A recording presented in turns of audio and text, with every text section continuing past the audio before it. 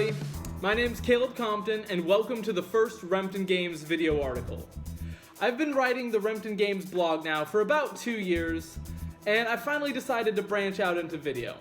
However, this is my first time doing anything like this, so any feedback on how I can improve these videos in the future is much appreciated.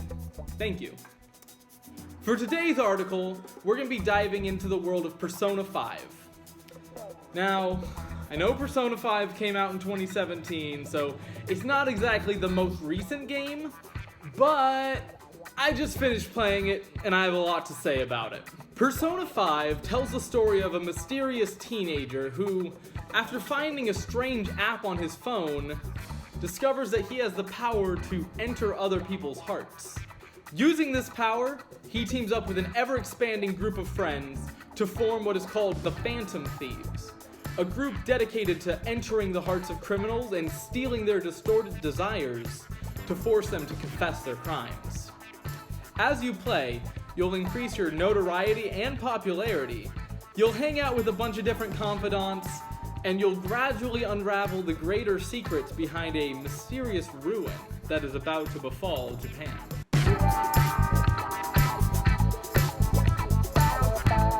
Persona 5's writing is probably its strongest suit, and it was definitely my personal favorite part about the game. Although this is the first Persona game that I've played, and those who have played previous entries in the series may disagree, I think that this game probably had one of the strongest stories and characters of any game I have ever encountered up to this point.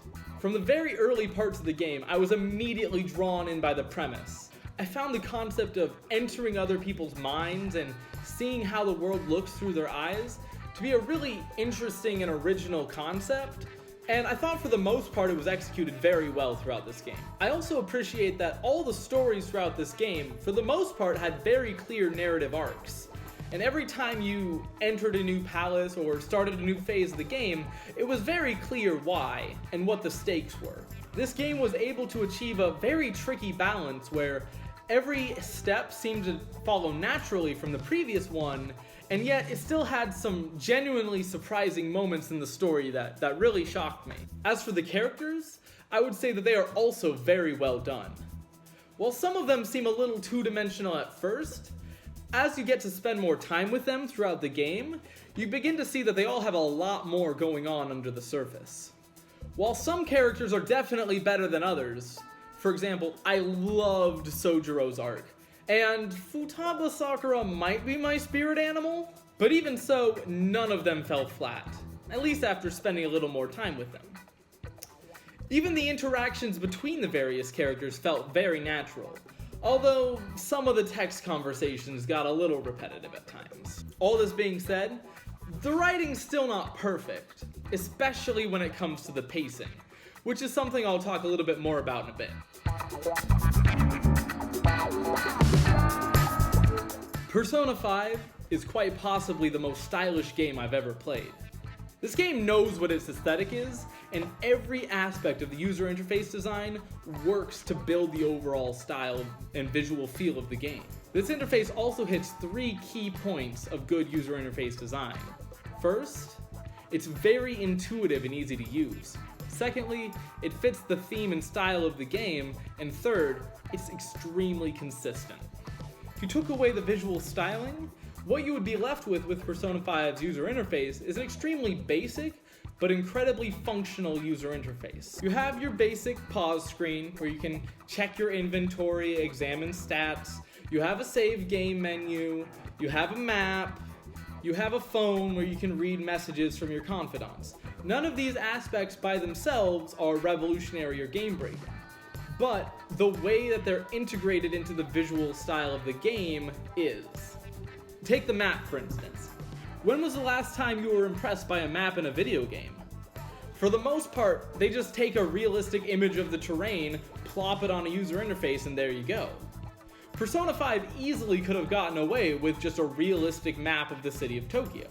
However, even in this, it tends to go the extra mile. Persona 5's map is basically a stylized subway map, where different routes are represented by different colors, and different stops on the routes are represented by stylized black and white images of the location, which represent general features or attractions of that area. This design not only makes the map extremely usable, but also makes it extremely intuitive and fit perfectly with the visual themes of the game. However, perhaps the most important part of this user interface is how consistently it's implemented. The aesthetic philosophy of this game seeps into every single aspect of the user interface design. Everything from the level up screens to even the dialogue boxes are designed to promote the visual themes of this game and to integrate seamlessly with one another.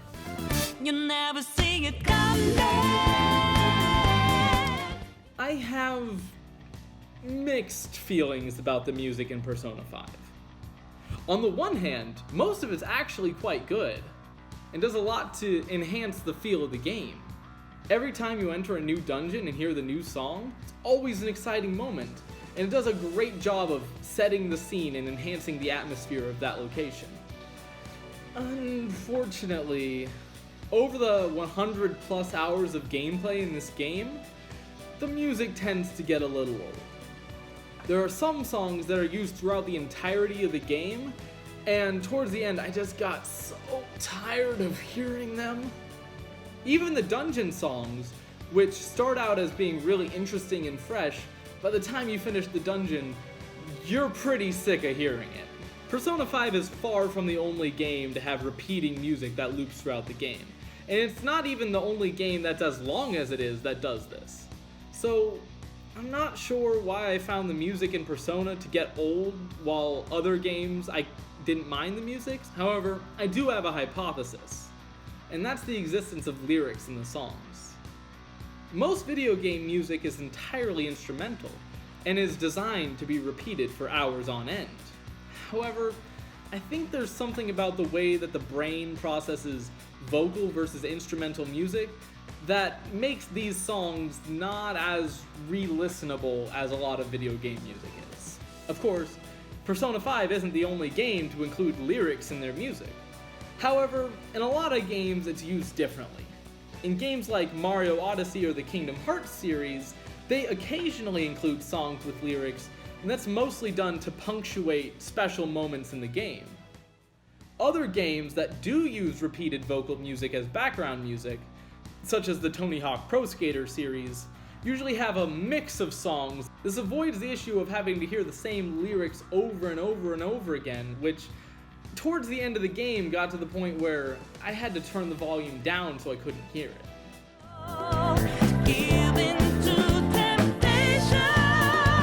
The pacing, I feel, is one of Persona 5's biggest flaws. The pacing ends up feeling very inconsistent, and basically ends up separating the game into a repeating pattern of 3 sections that don't have a lot to do with one another. The first section is a couple hours of story where you don't have a lot of gameplay or chance to save or really do anything. That's followed by a massive dungeon crawl, and then you get a couple hours of High School Simulator. I have 3 main issues with the pacing of this game. First, I think that the dungeon crawling sections ended up feeling way too long and ended up getting very repetitive. Secondly, I didn't think the game did a great job of integrating the 3 different sections of it, which ended up making it feel like 3 different games played in pieces consecutively one after the other. Finally, I don't think that this game did a great job of allowing you to know where you are in the story or how much of the game is left, which became a real issue, especially as you got towards the later parts of the game. As far as the dungeons go, they aren't bad, I just feel like they end up overstaying their welcome. When you first get to a dungeon, it's usually really exciting to see the new scenery, hear the new music, and see the cool gimmicks that are going on in that dungeon. However, they generally overstay their welcome. The dungeons are just too big and take too long to complete, and they end up feeling bogged down by their size and scale. If they would have been streamlined into a 2-hour experience, then I think that these dungeons actually could have been one of the strongest suits of the game. But as it is, they end up being a 5-hour slog, and by the end of it, you're darn sick of it and just want it to be over.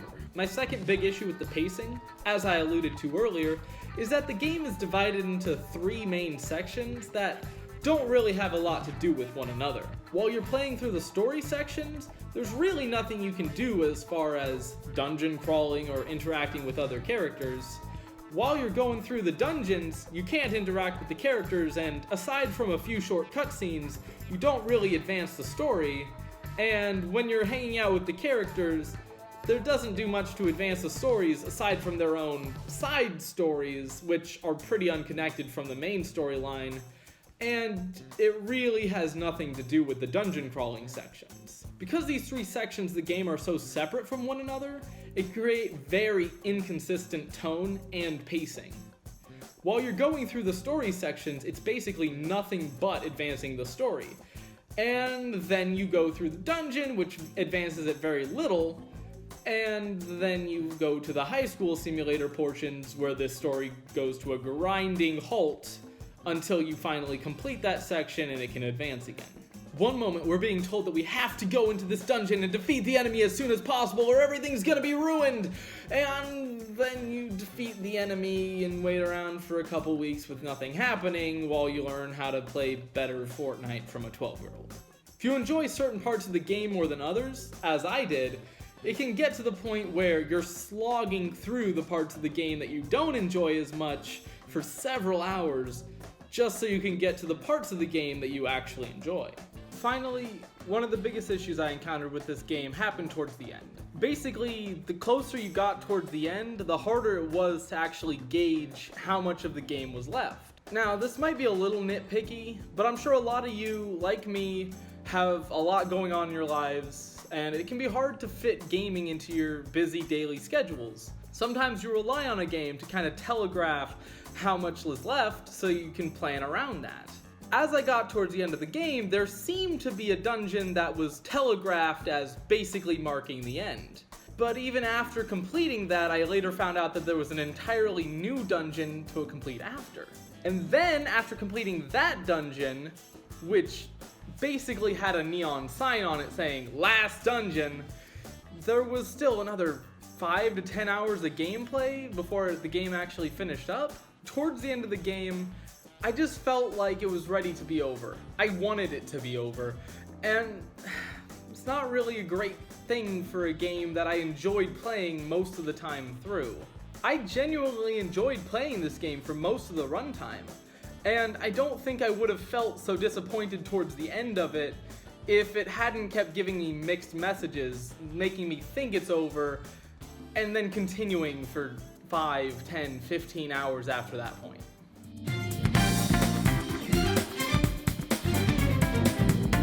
As mentioned before, the gameplay of this game is divided into 3 distinct stages. There's the story section, which doesn't have a lot of gameplay really to speak of. It's mostly watching cutscenes and flipping through dialogue. There's the dungeon crawling sections, where the gameplay consists of sneaking around, solving puzzles, and fighting bad guys. And then there's the high school or simulation sections, where your gameplay consists of increasing your social stats, going on side missions, and trying to choose the dialogue option that'll make Makoto like you most. Because the gameplay of these 3 sections are so different from one another, I think it would be best to examine them individually. And because there's not a lot of gameplay really to speak of with the story parts, let's start with the combat/dungeon crawling sections. In my opinion, the combat of this game is a little bland. It's not actively bad per se, it's just that it gets a little repetitive and boring. Pretty much every combat throughout this game consisted of the same stages. Sneak up on an enemy, try to figure out what their weaknesses are, knock them down, use an all-out attack. Rinse, repeat, until dead. Like I said, it's not bad. It just, for me, happened to be the least interesting part of the game, and didn't really seem to add much to the standard RPG combat formula. It just got very repetitive, and it got to the point where I wanted to just sneak around and avoid combat, but I kinda had to go through the combat sections because I was worried if I didn't, I would be underleveled for the inevitable boss fights, which are unavoidable. On the other hand, I actually really enjoyed the high schooler simulator parts of this game. This is the first game I've ever played in this genre, and I didn't expect much, but it's actually really fun hanging out with these virtual characters and it can be really challenging to try to balance your limited time in game and try to max out as many confidants as possible.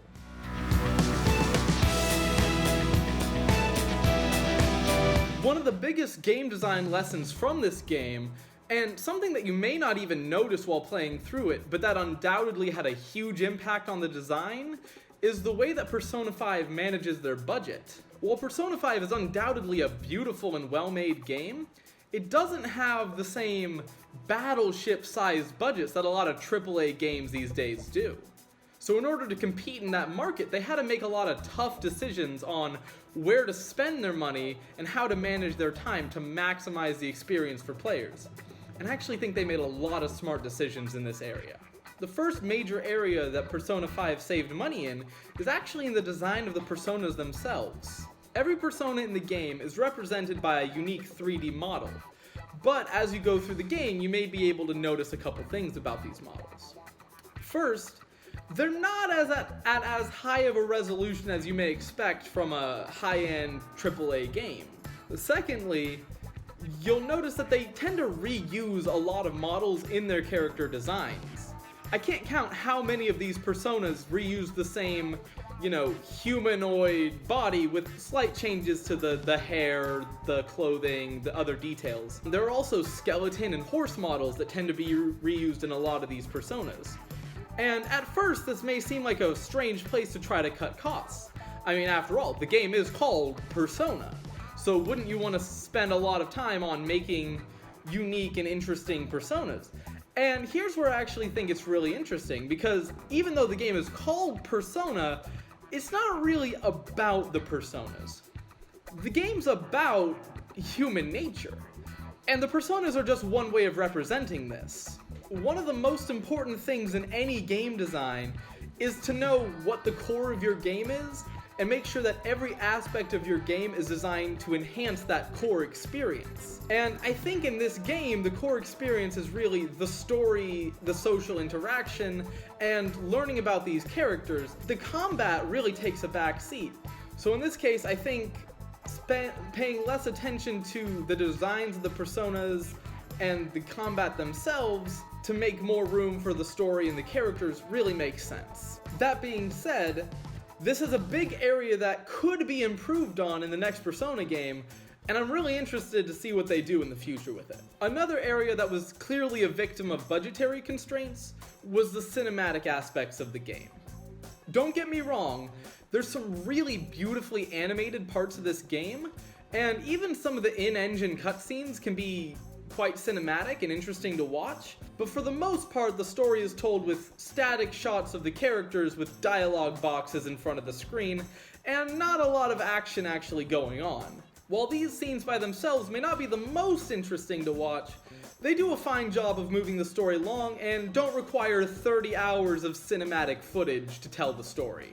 However, there is one area of the game that I feel like suffers the most from budgetary restrictions, and it's the one area that I feel like would benefit the most if they would have had more resources. It's also the area that I have the highest hopes for in Persona 6, even though that game's probably not going to come out for another 10 years. And that's the area of player choice. This game is very linear. In fact, I would say there's probably 3, maybe, choices in the entire game that actually impact the plot. Other than that, you have dialogue options, but they don't really have a lot of impact. And even when you're hanging out with characters, it's really just a matter of how quickly do you make them like you, or do you have to spend more time with them to get to that point. The dialogue options don't really matter, your actions don't really matter. There's not a lot of choices you can actually make in this game. However, that does not have to be the case. And I have high hopes for Persona 6 that it won't be the case. For one thing, your main character is a bit of a wet blanket, and has little to no personality to speak of. Because of this, I think this is a prime situation for having character customization. Now, the one big problem with that is during the animated sections, but if you do a lot of the cutscenes in-engine, as this game does, I think you can get around that. In addition, this game presents you with a lot of options, but which option you choose really doesn't have an impact on the outcome. Once again, aside from 2 or 3 major exceptions. Because of this, I think that a future Persona game where your choices actually have more of an impact on how the story unfolds could be incredibly interesting, and I really want to play that game. That being said, I understand how a tight linear story is a lot easier to tell on a restricted budget than a broad open story with a lot of player choice. Overall, I would have to rate Persona 5 4 Inkies out of 5. It's a really interesting story with some great characters, but the lackluster combat and pacing issues kept it from getting that perfect score. That being said, I would highly recommend this game to anyone who's not entirely turned off by JRPGs, and I'm extremely interested to see what they do with Persona 6 in the future, even though I know it's not going to be out for quite a while. That's all for now. Thanks for watching, and I'd really appreciate any feedback that you have. If you want to see more videos like this, feel free to subscribe to the channel. I will be posting more, but I can't be certain on the schedule for now. If you want to see more content like this, I have been posting on Rempton Games blog for about 2 years, so link will be down in the description below, and check that out for more game designy goodness. Thank you so much, and I'll see y'all later. Bye!